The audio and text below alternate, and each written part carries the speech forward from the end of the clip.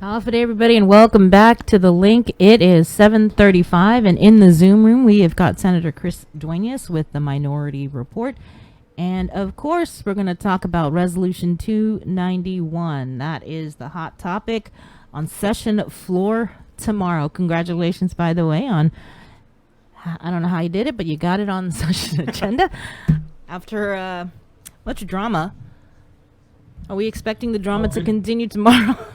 And what approach did you take, Senator? Because like Bree was saying, did you try the more subtle, let's get on board with this, or was it, an impassioned, almost very aggressive speech? Well, first of all, good morning, Sabrina, Jason, the KUM family, and the people of Guam. I'm praying that everyone is really observing this Advent season and the season, of course, of Holy Week, and many prayers for our island, many prayers for our people that we continue to send up. And so I wish everyone a great Holy Week, and as we head into Easter to celebrate Christ dying on the cross for our sins. Jason, to answer your question, I don't want to go over this too much, but KUAM did a great job extensively reporting on kind of the Friday night fiasco of when there was this back and forth of whether or not to put the resolution on and debate it, late into the night on Friday night. I was able to prevail and extend session to Monday, and to my surprise, and I think maybe your surprise, Jason and Bree and Joe Sir in there that I see, the thing is that it was so interesting because then we got into Monday, and there was all kinds of objections to the resolution going down. I was like, wait a minute, what happened here? We were like all gung-ho to go on Friday. Here we are on Monday, and Chris played the tape, and I gotta admit, I'm a little embarrassed, but I had to do what I did in order to get the resolution on. It shouldn't have been that hard. It should have went on, and we should have debated it. But what's interesting was my colleagues, particularly Joanne Brown. Senator Brown is the one who really has transformed the open government law and made it so much more transparent. And she was one of the reasons why some of my colleagues and some of my friends were asking me later on, how come Senator Brown objected at one point to the resolution going down for debate? And I said the reason why is because Senator Brown wanted, like many of us wanted, that the resolution be placed on the agenda, and that we wait for the 5-day period public notice so the people of Guam can digest this issue and prepare to watch the proceedings in the legislature via a proper public notice. So in the end, Chris and Bree, logic prevailed, and we were able to place the bill the resolution on the agenda. And now we've had, by tomorrow, a full 7 days where people of Guam, can really digest this issue. And thank you for allowing me to speak about it this morning and some of what we can expect tomorrow. Mm-hmm. And I think also Senator Tello Taitigui also raised the issue of the 5-day. Absolutely. Senator Taitigui was also very adamant, and I'm so glad that what I've been asking for from the beginning, that we go into the committee of the whole. So here's what I expect tomorrow. I expect at 9 a.m. to be able to move the resolution now that's been placed on the agenda to the third reading file from the second, and to be able to make opening remarks.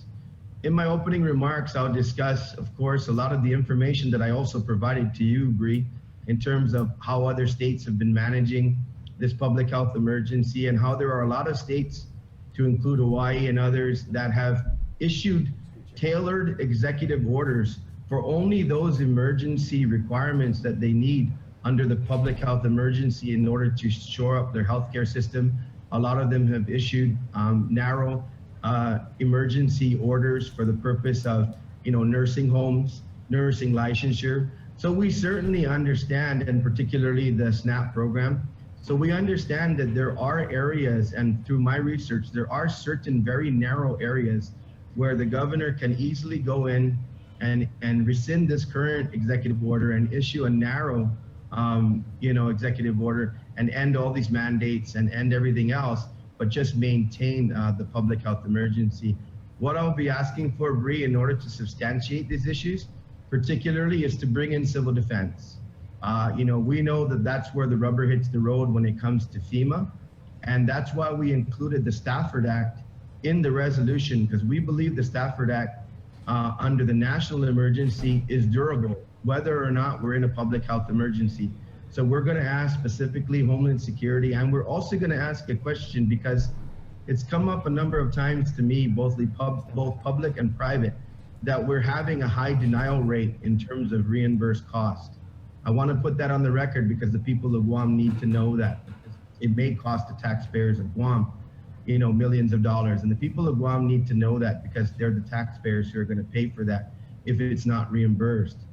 The other things, Bree, I'd like to see tomorrow is that the fiscal people from the front office, particularly Department of Administration and BBMR, as well as all the fiscal individuals from the public health agencies come in. During the public hearing, we heard a lot from the directors, which is absolutely right. We heard from doctors, we heard from the PAG, but we didn't hear from those who actually control the resources. And when we put them under oath on the record, it really is about money, the dollars and cents, and the exchange of money whereby we find out what we need and what we don't need. Overall, Jason and Bree, I really think that this issue simply comes down to accountability. It comes down to transparency. Just like Nestor said when he was interviewing me, this appears to simply come down to accountability. That's what Dr. Wen has been asking for. I think I call him Wen Wisdom. Dr. Wen, the former PAG chair, I think said it best in the public hearing. He said the COVID health public emergency is over. It is an emergency of a crippled public health care system and a healthcare system overall. And we can understand that.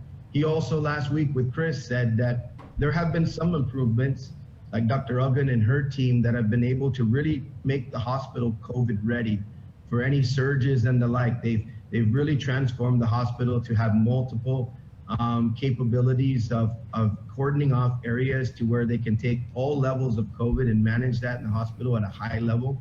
They've done a really good job with that.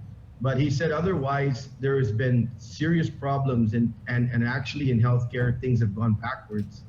He mentioned something that I really want to talk about eventually after, Resolution 291, and that is the exit plan. What Dr. Wen with his Wen Wisdom said is, look, maybe you don't end the public health emergency outright right now, but you get a off-ramp, for this program. And the first thing you should do is shore up the clinics, because the clinics are the front line and they seem to be the areas that have been ignored. In fact, I believe that many of them are still awaiting payment for the services that they've provided. And we see a lot of other, payments being made for other issues, but yet the clinics who are the front line need the PPE, they need the testing capabilities, and they really are the ones, the monoclonals and all the other treatment regimens, they are the ones who basically are the front line, literally before the front line of the hospital. And so I think even just from the public hearing, Jason and Bree, we gleaned so much information that basically nobody has been able to attain over the last 2 years. You mentioned the high denial rate reimbursements from FEMA.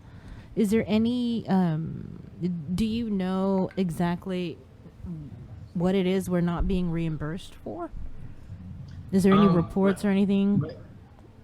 Yeah, my understanding is I believe it might be related to some equipment purchases. It might be some of the actual direct healthcare costs. I'm hearing it could be as high as 60%. I hope I'm wrong, but we need to get it on the record. But I think primarily it really surrounds question cost on things that, one thing that the federal government has always, cautioned us against is that when we expend resources for reimbursement, that we basically don't, purchase things that are perennial issues with our own healthcare system. That basically they look for the things that you purchase that are associated with the emergency. And so that has always been a guidance. I've been to a number of federal trainings to where they always, basically say, the guidelines are specific in terms of when you use funds for an emergent situation, that you be careful not to try to cover perennial issues that should have already been part of your healthcare system. So we'll get answers on that, hopefully.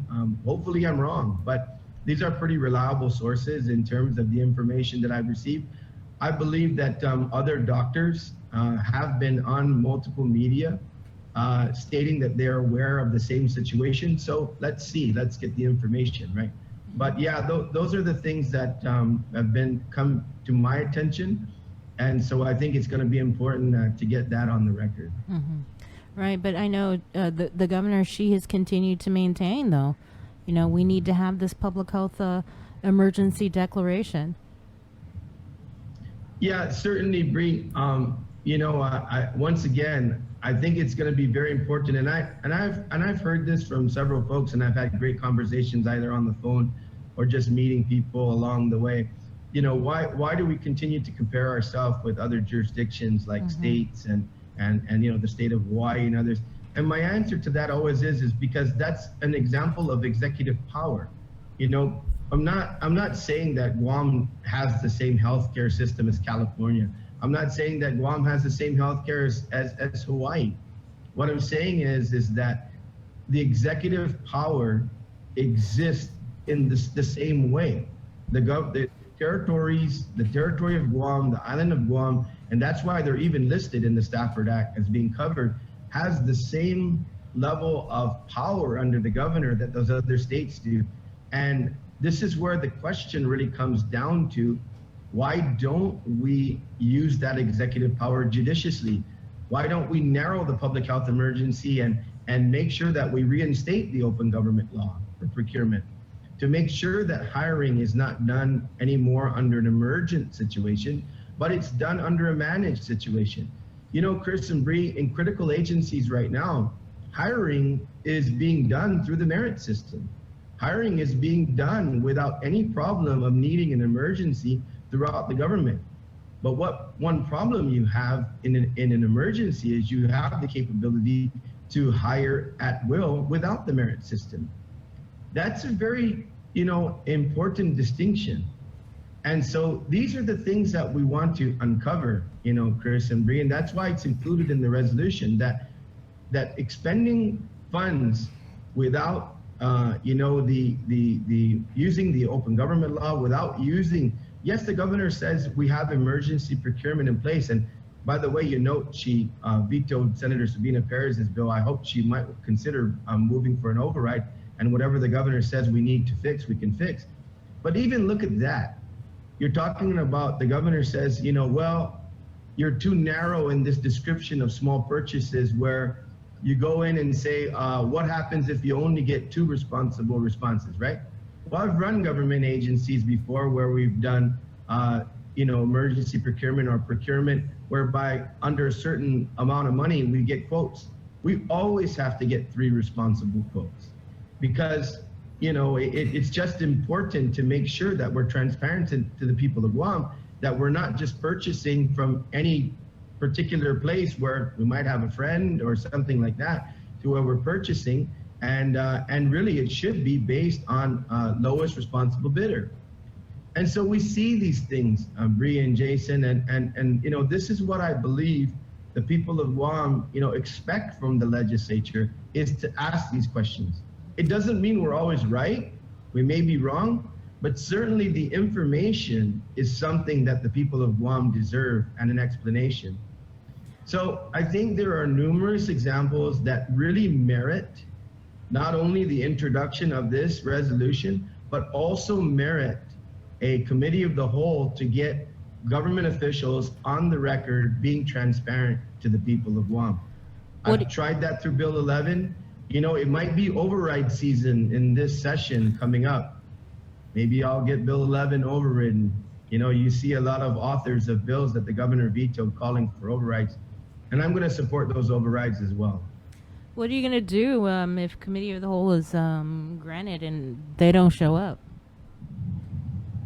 Well, Bree, that would be counter to the governor's statement, because the governor said two things that I kind of took note of.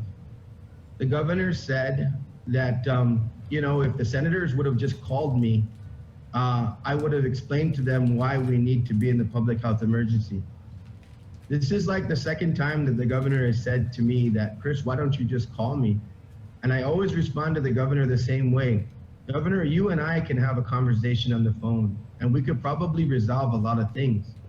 But that's not the way our government should operate. The people of Guam should see in the bright sunshine what is transpiring, not between a phone call between 6 senators and the governor.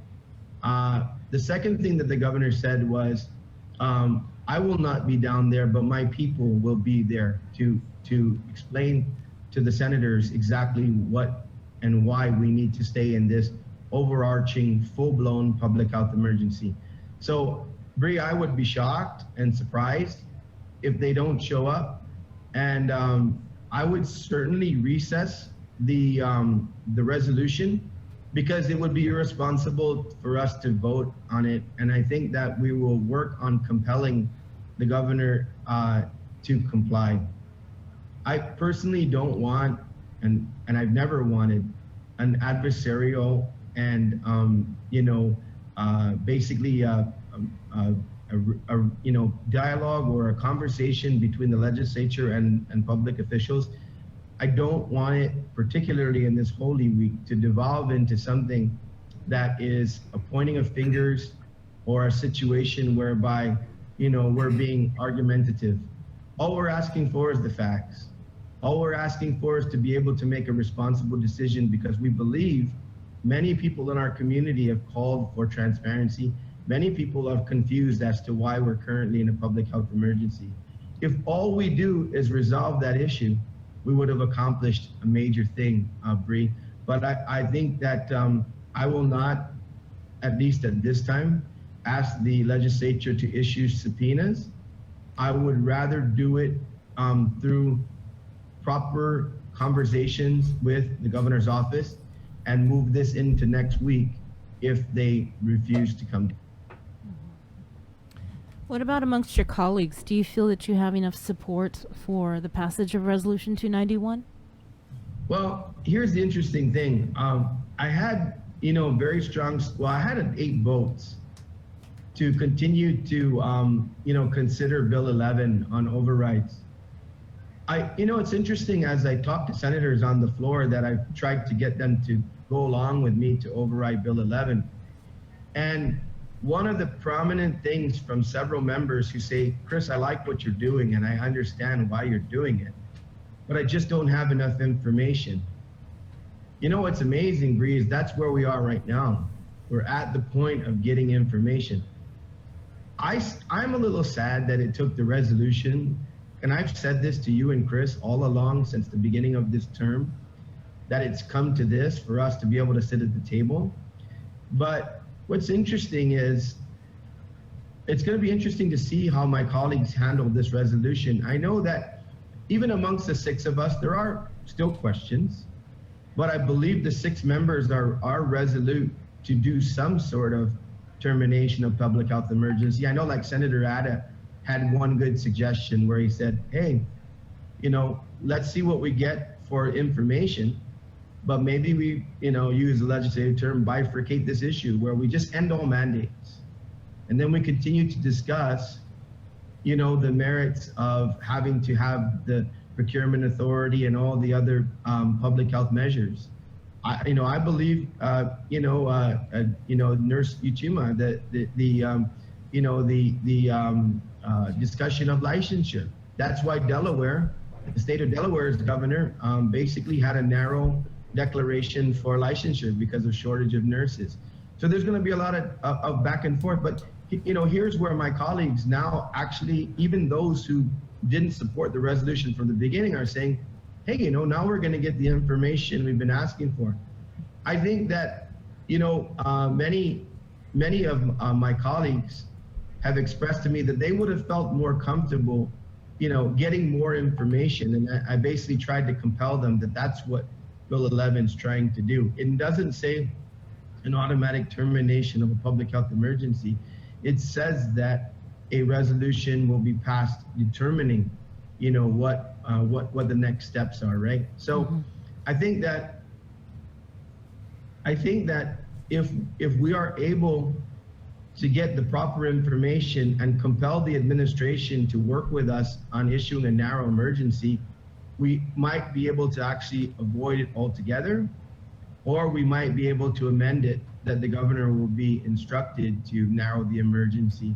And I'll have to get legal counsel on that. But I believe that there is a movement amongst my colleagues that there's a change in some of their perspective on this issue, and once they receive the information, it may be favorable for the 6 of us to add additional votes. What about, is there any movement or discussions in the legislature or amongst your colleagues of perhaps even just taking a closer look at the Emergency Health Powers Act and maybe changing it, amending it?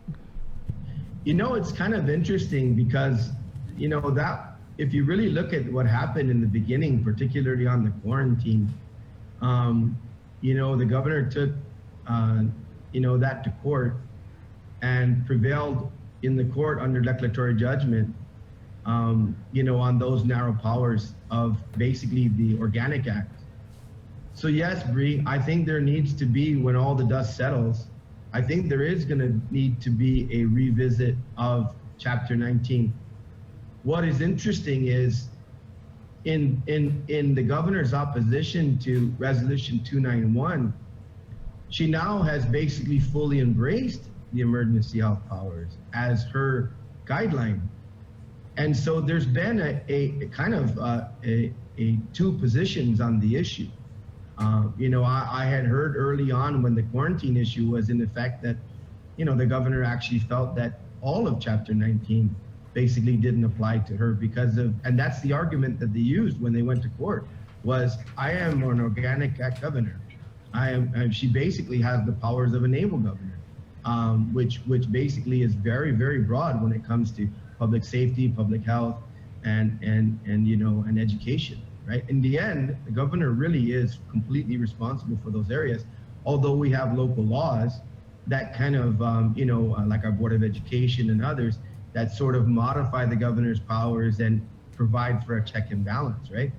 So yes, Bree, I think you're absolutely right. I think when the dust settles and we go through this, there is going to be a need to revisit. Now, of course, those emergency health powers, this is the first time they've been used for a pandemic, right? And that was the reason why Governor Eddie Calvo and others, and I believe the governor was a senator at the time and voted on these powers. That was the reason why it was debated. And many states, Bree, honestly only have their emergency health powers for a couple of decades, like us, maybe a little bit more than us. But it is something that it became a national issue, and that's why Guam took it up when Governor Calvo, introduced the bill. We took it up because there was a national recognition that, man, if we have a pandemic going forward, we're going to need a lot of, alacrity in terms of the movement. That much I agree with the governor on, no question. 2 years later is the question. That's where we're at, right? So I don't want to second guess all the early on stuff. I think there's a lot of good stuff that happened. But Bree, I think you're spot on. I think that, it's been tested now through this pandemic, and I think you've hit the nail on the head. It's time to revisit it and make sure what we need and what we don't need. That's what Bill 11 was actually doing, revisiting at least that narrow section. All right. Well, thank you, Senator Duenas. Any final comments before we let you go and prepare for round 3 at session tomorrow? Yes, Sabrina, just two things, or just one thing, basically. I read the governor's veto message on both Senator Tony Atta's bill, actually on all the bills that have been vetoed. I don't agree.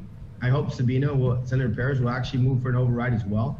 And I will be voting for any override attempt on all of those bills, recognizing that I believe, whatever the governor's issues are, particularly on Senator Atta's bill, because, first of all, the speaker enhanced that bill and made it better. She's an officer of the court, and our legal counsel saw to it that that was a durable piece of legislation So I have questions in terms of the interpretation. And I believe that the people of Guam want a drug-free workplace in the government of Guam, and we want to try to get to a drug-free island. Yeah. So, for me, Bree and Jason, I think you'll cover it as it goes forward, but I will be voting on all of those override attempts. And I thank particularly my Republican colleagues for stepping up and calling for that. All right. Thanks, Senator. All right, hey, Senator, real quick before we let you go, you're singing Yeah. at the 9:30 Mass this Easter Sunday, right, down at Cathedral? I absolutely am. I'm riding sidecar. I'm riding but singing louder than ever to try to catch the mics. But yes, we will definitely give glory to God for Jesus having saved us and died for our sins, and singing to the top of my lungs. You guys. Well, hopefully you won't have to sing that much in session, and your colleagues will be considerate about your vocal cords and everything, so you can make it to Easter Sunday. So. No. This will be a very respectful exchange. It should be anyways, but particularly in the reverence of this time. Right. And I can guarantee you, from my part, it will be a very fact-based and done very professionally. All right. Thanks, Senator. Session is tomorrow, 9 a.m. All right, good luck. We'll, hey, look forward to seeing you and, more importantly, hearing you on Easter Sunday at the 9:30 Mass. Si Dios Masi, and God bless you all. All right. Take Take care, care. Senator. Have you ever heard like the 9:30 Mass, Bree? Because we carry the Mass on Channel 8. We stream it. The Archdiocese streams it. The Cathedral streams it on their channel. Senator Duenas has a wonderful singing voice. The ninth. I mean, like a former colleague of ours, Peter Santos, also sings. I believe it's either the 11 a.m. Mass too. So real talent down there. Nice. Oh. All right.